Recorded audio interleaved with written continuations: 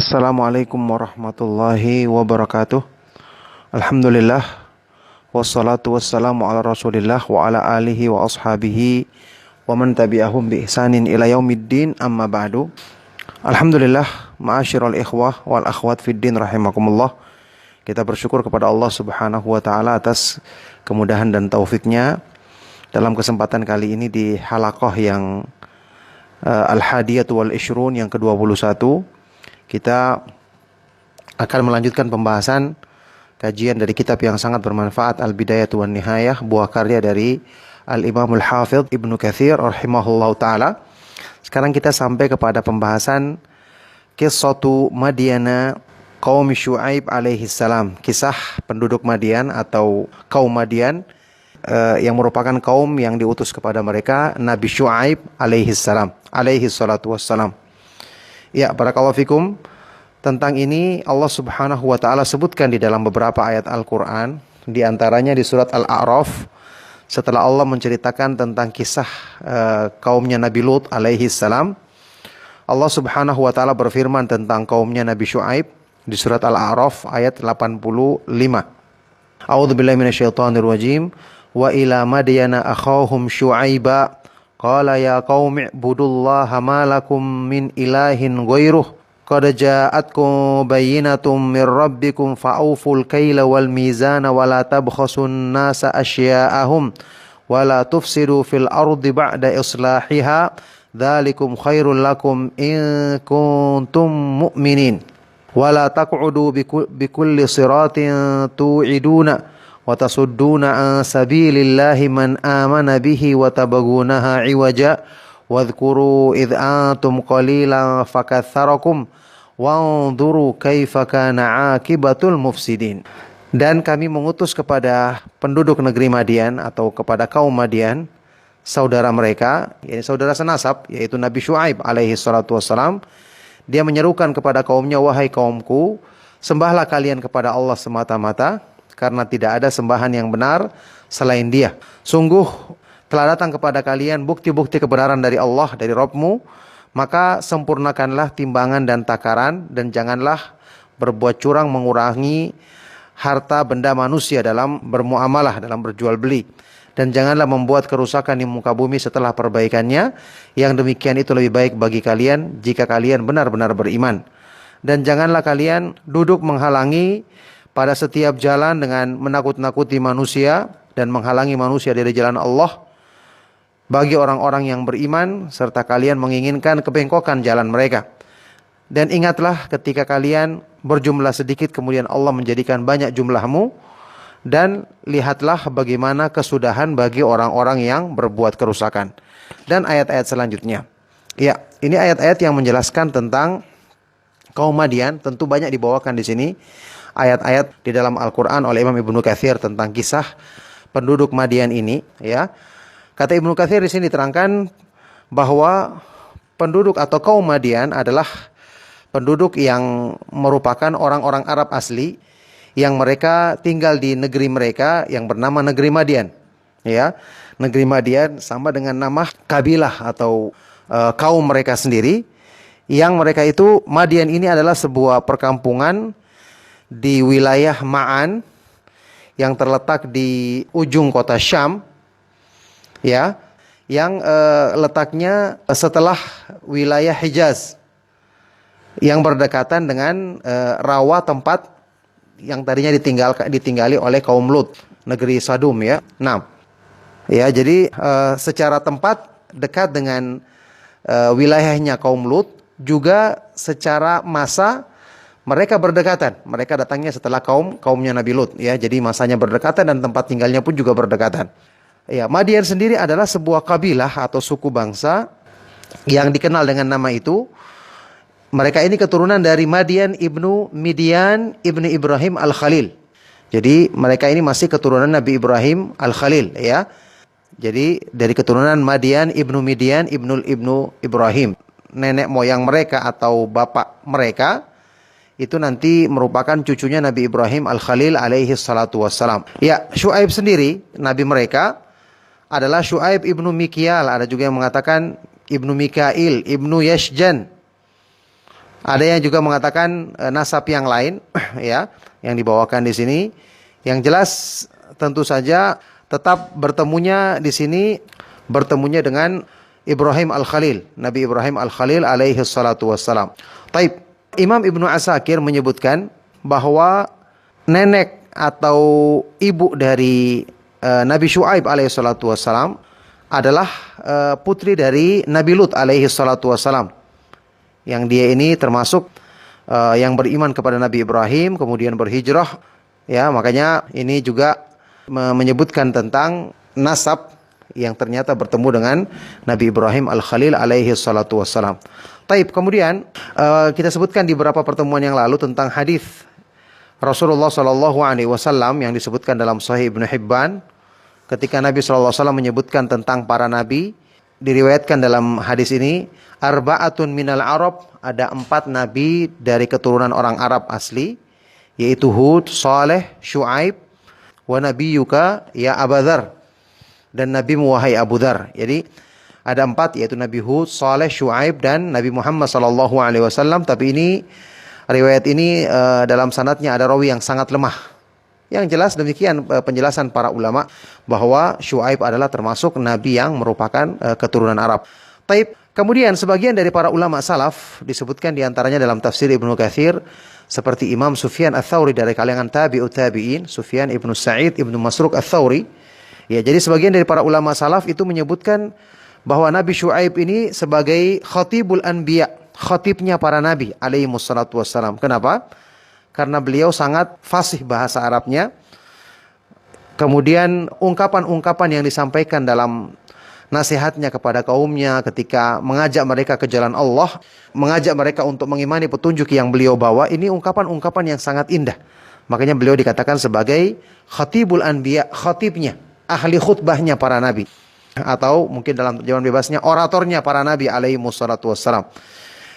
Ini juga dinisbatkan dari ucapan Rasulullah sallallahu alaihi wasallam yang diriwayatkan dalam Mustadrak Al-Hakim, tapi tidak dikomentari oleh Imam Adz-Dzahabi. Yang saya lihat dalam sanadnya ada rawi yang lemah, ya. Yang jelas ini yang disebutkan oleh sebagian dari para ulama salaf. Ibnu Katsir juga menukilnya bahwa Nabi Syuaib disebut dengan khatibul anbiya, khatib ahli khutbahnya para nabi alaihi wassalatu wassalam. Baik. Di sini penduduk Madian disebutkan bahwa mereka adalah yang disebutkan di ayat-ayat Al-Quran yang lainnya sebagai ashabul aikah, ashabul aikati, orang-orang yang memiliki pohon besar atau penyembah. Mereka menyembah pohon besar. Kesyirikan yang mereka lakukan menyembah yang namanya aikah, pohon besar yang di sekitarnya banyak hutan atau semak belukar, begitu ya. Pohon besar yang dikelilingi dengan semak-semak belukar.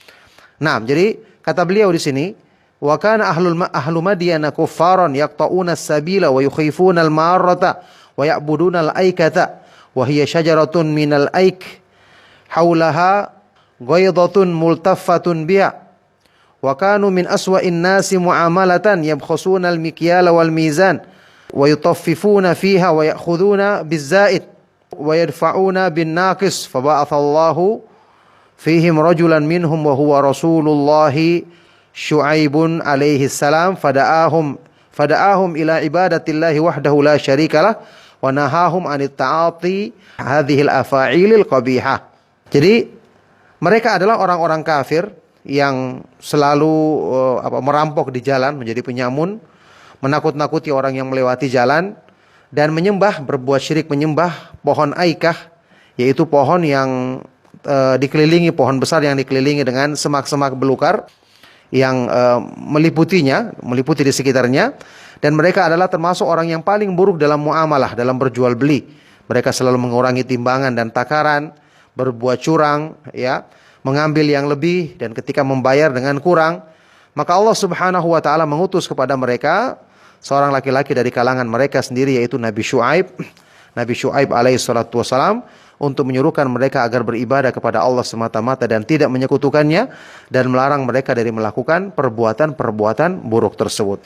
Nah, inilah ya Nabi Syuaib alaihi salatu wassalam yang tentu Allah Subhanahu wa taala kuatkan dengan bukti-bukti kebenaran meskipun tidak disebutkan rinciannya, Tapi ini jelas merupakan bukti-bukti yang menunjukkan benarnya petunjuk yang dibawa oleh Nabi yang muliain Nabi Syuaib alaihissalatu wassalam. Nah, kemudian ya tentu rincian dari keburukan-keburukan yang mereka lakukan seperti disebutkan tadi, mereka mengurangi takaran atau timbangan, berbuat curang, kemudian menakut-nakuti manusia, ya menjadi penyamun, perampok. Ya, disebutkan juga yabkhusunan nas, mengurangi harta manusia. yakni ada riwayat yang menyebutkan bahwa mereka itu mengambil 1/10 dari setiap orang yang melewati jalan tersebut, dan mereka yang pertama kali melakukannya. Kemudian disebutkan dalam Al-Quran, ya mereka juga menghalangi manusia dari jalan Allah, menghendaki jalan yang bengkok, bukan jalan yang lurus. Itu yang mereka lakukan. Makanya disebutkan di dalam surat Hud, ya ayat ke-86, Nabi Syuaib berkata kepada mereka, Baqiyatullahi khairul lakum. Rezeki yang Allah berikan kepadamu yang halal, keuntungan yang kalian dapatkan dengan cara yang halal dari jual beli yang halal, itu lebih baik daripada yang kalian ambil dengan cara curang tersebut. Maka ini nasihat yang beliau sampaikan di sini kepada kaumnya adalah nasihat yang sangat indah, ya, nasihat yang sangat baik untuk mereka harusnya hanya bermuamalah dengan cara yang benar, tidak melakukan cara-cara yang diharamkan oleh Allah Subhanahu wa taala dalam mencari rezeki. Taib, kemudian tentu saja kaumnya tidak mau mendengarkan nasihatnya. Mereka malah mengejek Nabi Syuaib alaihissalatu wassalam. Disebutkan di dalam Al-Quran di surat Hud ayat 87. Qalu ya Syuaibu as-salatuka ta'muruka an natruka ma ya'budu aba'una aw an naf'ala fi amwalina ma nasha innaka la antal halimur rasyid. Mereka berkata, wahai Syuaib, apakah salat yang kamu lakukan, kegiatan salat yang kamu lakukan, ya, yang menyuruh kamu untuk memerintahkan kepada kami supaya kami meninggalkan sembahan-sembahan yang disembah oleh nenek moyang kami, ya, ini menyembah pohon tersebut, atau untuk kami melakukan apa yang kami sukai pada harta kami. Sesungguhnya engkau adalah seorang yang penyantun dan selalu mendapatkan petunjuk. Ya, ini mereka justru memperolok-olok, mengejek Nabi Syuaib alaihissalatu wassalam, mengejek salat atau ibadah yang dilakukannya. Kemudian mengatakan, oh cuma kamu saja yang baik, kamu ini cuma kamulah yang baik. Dalam bentuk ejekan, ya. Mereka menolak ajakan yang disampaikan oleh Nabi Syuaib alaihissalatu wassalam. Kemudian Nabi Syuaib tentu menjawab perlakuan mereka dengan ajakan yang lemah lembut. Meskipun mereka mengejek, dia tetap mengajak dengan cara lemah lembut. Qala ya qaumi ara'aitum in kuntu ala bayyinatin min rabbi wa razaqani minhu rizqan hasanan wa ma uridu an ukhalifakum ila ma anhaakum an in uridu illa al-islaha mastata'tu wa ma taufiqi illa billahi alaihi tawakkaltu wa ilaihi unib. Ini surat Hud ayat 88. Kelanjutannya, Nabi Syuaib berkata, wahai kaumku, bagaimana pandanganmu kalau saya di atas petunjuk yang jelas dari Allah, dan Allah berikan kepadaku rezeki yang baik, ya ini kenabian dan petunjuk yang aku bawa dari sisinya, ya. Aku tidak ingin menyelisihi kalian dalam perkara yang aku larang kalian darinya. Ini menunjukkan kemuliaan para nabi alaihi wassalatu wassalam. Mereka kalau memerintahkan perintah, maka mereka yang paling kuat menegakkannya. Kalau melarang, maka juga mereka yang paling pertama kali meninggalkan larangan tersebut. Tidak lain yang aku kehendaki adalah al-islah, melakukan perbaikan sesuai dengan kesanggupanku, dan taufikku hanya ada di tangan Allah Subhanahu wa taala. Hanya kepadanya aku bertawakal dan selalu kembali kepadanya. Ini kata para ulama merupakan kelembutan yang sangat tinggi yang disampaikan oleh beliau dalam menghadapi ucapan mereka yang keras dan kasar. Taib. Kemudian tentu saja mereka menolak, mereka memperolok-olok. Bahkan Nabi Syuaib di sini mengingatkan tentang nabi-nabi yang terdahulu di ayat selanjutnya, ayat ke-89. Ya, dia mengingatkan tentang kaumnya Nabi Nuh, kaumnya Nabi Hud, kaumnya Nabi Saleh yang mendustakan nabi-nabi mereka. Ya, wa ma qaumul lutim minkum biba'id, bahkan kaumnya Nabi Lut tidak jauh dari kalian. Ya, ini waktunya tidak jauh, tempat tinggalnya juga tidak jauh. Masa kalian tidak bisa mengambil pelajaran? Ya. Kemudian di akhir dia juga menyuruh mereka untuk wastaghfiru rabbakum tsumma tubu ilaih inna rabbi rahimun wadud. Dan mohon ampunlah kepada Allah dan bertobat kepadanya, sesungguhnya Rabbku Allah Subhanahu wa taala Maha penyayang lagi Maha mencintai hamba-hamba yang berbuat ketaatan kepadanya. Ini juga nasihat. Tapi mereka menjawab dengan ejekan, ya. Mereka kembali mengatakan, qalu ya Syu'aibu ma nafqahu katsiran mimma taqul wa inna lanaraka fina dha'ifa. Wahai Syu'aib, kami tidak faham kebanyakan yang kamu ucapkan. Ya, padahal dia bahasanya sangat fasih tentu saja, ya. Dan sungguhnya kami memandang kamu itu orang yang lemah di antara kami. Walau la rahtuka la rajamnaka wa ma anta alaina bi'aziz. Kalau bukan karena pertimbangan sukumu, pertimbangan keluargamu, kami akan melemparmu, ya, merajammu, menyakitimu, dan kamu bukanlah orang yang mulia di kalangan kami. Yang jelas mereka menolak, ya. Maka akhirnya Nabi Syu'aib pun menyebutkan di dalam surat Hud, ya, ayat ke-93, wa ya qaumi i'malu ala makanatikum inni 'amil fasawfa ta'lamuna man ya'tihi 'adzabu yukhzihi wa man huwa kadzib wartaqibu inni ma'akum raqib. Wahai kaumku, silakan lakukan, ya, berdasarkan apa yang kalian lakukan itu, karena saya juga melakukan yang sesuai dengan perintah Allah. Maka sungguh kalian akan mengetahui siapa yang akan ditimpa dengan azab yang akan menghinakannya dan siapa yang berdusta. Maka tunggulah, sesungguhnya aku menunggu, ya, bersama kalian. Ya, ini kita sama-sama menunggu datangnya azab Allah Subhanahu wa taala. Tentu ini merupakan ancaman yang sangat keras karena mereka terus-menerus dalam kedustaannya, dalam penyimpangan yang mereka lakukan. Taib, tentu saja mereka tetap menyombongkan diri, bahkan mengancam untuk mengusir Syu'aib dan alaihi salatu wassalam dan orang-orang yang beriman, kecuali kalau mereka mau kembali ke agama penduduk kampung tersebut, penduduk Madian tersebut. Tapi tentu saja Allah Subhanahu wa taala menyelamatkan orang-orang yang beriman, ya, menjadikan keteguhan bagi mereka, yang kemudian singkatnya Allah Subhanahu wa taala mengadab mereka dengan berbagai macam azab, bukan cuma satu macam azab. Ya, penduduk Madian disebutkan di dalam ayat Al-Qur'an, ya, di surat Al-A'raf itu disebutkan fa akhadhathumur rajfatu fa asbahu fi darihim jathimin. Maka mereka ditimpa gempa yang sangat keras, mengguncang, sehingga jadilah mereka itu tergeletak menjadi mayat-mayat yang bergelimpangan di rumah-rumah mereka. Ya, ini kata Imam Ibnu Katsir sesuai dengan ucapan yang mereka lakukan sendiri atau perbuatan yang mereka lakukan sendiri, maka Allah Subhanahu wa taala timpakan azab ini kepada mereka. Nah, di ayat yang lain di surat Hud, Allah Subhanahu wa taala menyebutkan akhadhathumus sayhatu fa asbahu fi darihim jathimin. Mereka diazab dengan suara petir atau suara yang sangat keras menggelegar, sehingga menjadikan mereka bergelimpangan menjadi mayat di rumah-rumah mereka. Ini juga sesuai dengan apa yang mereka jadikan perolok-olok kepada Nabi Syu'aib, ya, Nabi Syu'aib alaihissalatu wassalam, yang tentang tadi, apakah sholatmu yang menyuruh kamu ini, menyuruh kami untuk meninggalkan sembahan-sembahan nenek moyang kami, atau kami ingin melakukan apa saja yang kami mau pada harta kami. Ini dibalas dengan Allah Subhanahu wa taala timpakan adanya sayhah, suara yang sangat keras.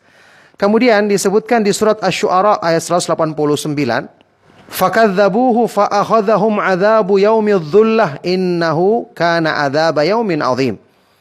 Maka mereka pun mendustakan Nabi Syu'aib, kemudian mereka pun ditimpakan azab di hari yang ada naungan awan. Sesungguhnya itu adalah azab di hari yang sangat besar. Ini adalah azab yang Allah Subhanahu wa taala timpakan kepada mereka. Disebutkan di sini ketika beberapa hari mereka kepanasan. Allah jadikan angin tidak berhembus, sehingga mereka ketika menggunakan air atau hal-hal yang mendinginkan tidak bermanfaat, ya. Mereka bernaung di rumah juga tetap kepanasan. Akhirnya mereka keluar mencari tempat terbuka. Kemudian ketika itu di sana mereka mendapatkan ada naungan semacam awan begitu, ada naungan. Akhirnya semua mereka berkumpul. Ketika mereka telah sempurna berkumpul, semuanya berkumpul, Allah Subhanahu wa taala mengirimkan pada naungan awan tersebut, ya, ada bunga api atau bara api, panah api. Sekaligus di situ, ya, Allah Subhanahu wa taala jadikan gempa yang sangat, yang kemudian disusul dengan datangnya suara teriakan yang keras dari langit yang menghilangkan nyawa mereka, sehingga mereka ketika kembali, ya, tentu berlarian ke rumah-rumah mereka. Kemudian setelah itu jadilah mereka bergelimpangan dalam keadaan tidak bernyawa lagi di rumah-rumah mereka. Ini keadaan yang disebutkan oleh Imam Ibnu Katsir bahwa 3 jenis azab ini atau azab yang bermacam-macam ini Allah Subhanahu wa taala timpakan kepada satu kaum ini, yaitu kaum Nabi Madian, yang mereka juga disebut dengan Ashabul Aikah, para penyembah pohon besar. Taib, memang ada pendapat yang disebutkan sebagian dari para ulama bahwa Madian dan para penyembah pohon itu berbeda, cuma nabinya sama. Jadi 2 negeri yang diutus kepada mereka seorang nabi, yaitu Syuaib. Ini pendapat dibantah oleh Imam Ibnu Katsir. Beliau mengatakan, barang siapa dari kalangan ahlu tafsir seperti Imam Qatadah dan yang lainnya yang mengatakan atau yang menyangka bahwa para penyembah pohon itu umat yang berbeda dengan kaum Madian, maka ini adalah pendapat yang sangat lemah. Ya, pendapat yang sangat lemah. Yang benar, mereka adalah satu kaum dan diutus kepada mereka Nabiullah Syuaib alaihissalatu wassalam. Kemudian beliau membantah dalil yang mereka sebutkan, beberapa bantahan di sini, di antaranya masalah azab tadi. Kenapa azabnya berbeda-beda? Maka Ibnu Katsir mengatakan tidak mengapa. Allah Subhanahu wa taala menghimpunkan beberapa macam azab sekaligus untuk kaum yang durhaka seperti kaum Madian ini. Kemudian ada hadis juga yang dijadikan mereka sebagai sandaran, ya, bahwasanya Madian dan para penyembah pohon adalah 2 umat yang berbeda yang Allah utus kepada mereka seorang nabi, Syuaib alaihissalatu wassalam. Tapi kata Ibnu Katsir, ini adalah hadis yang rawinya ada rawi-rawi yang bermasalah, bukanlah hadis yang sahih, sehingga pendapat yang membedakan dua penduduk ini atau 2 kaum ini adalah pendapat yang lemah. Taib. Kemudian tentu saja Allah Subhanahu wa taala kemudian menyelamatkan kaum mukminin, menyelamatkan Nabi Syuaib alaihissalatu wassalam dan orang-orang yang beriman bersama mereka, sebagaimana yang disebutkan di kelanjutan surat Hud tadi, ya, ayat ke-94.